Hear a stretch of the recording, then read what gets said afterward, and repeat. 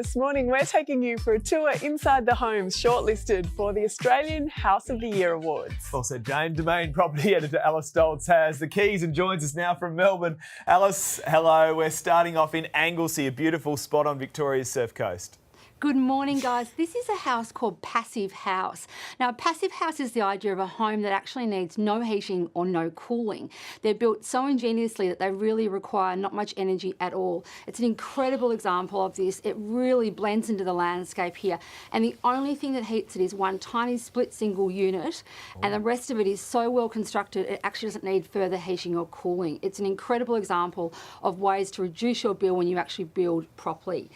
Turning now to the inner city suburb of Glebe in Sydney. This little house in Sydney is set on 27 square metres.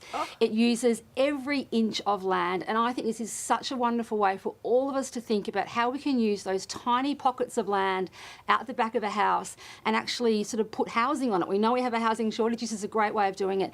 The house actually had to be sunk into the ground a bit so it didn't take away the light from the neighbouring property, but a wonderful example of what you can do on a tiny footprint.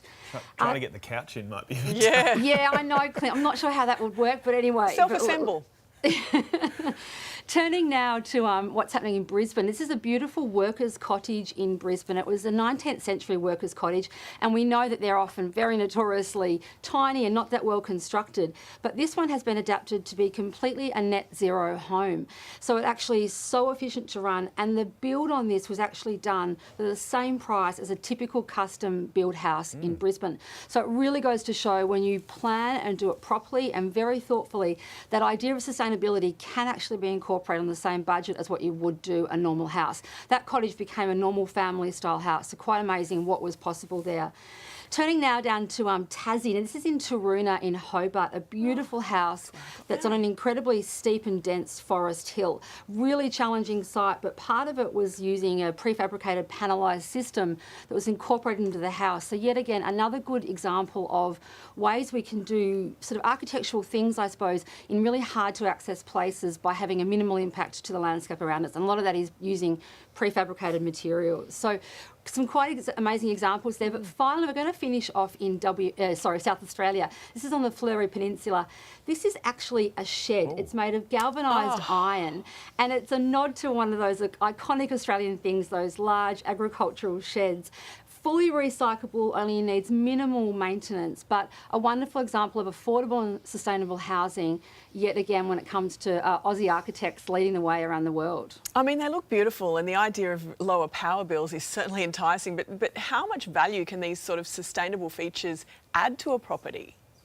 Well, Jane, what's really amazing is we actually are really seeing buyer demand for sustainable housing increase.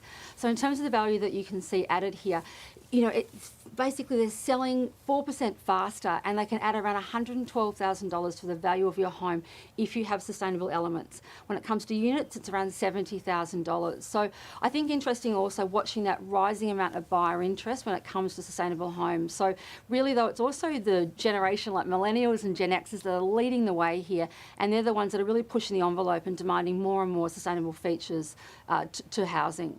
Good stuff, Alice. Thanks so much. Hey there, Today fans. Sarah and...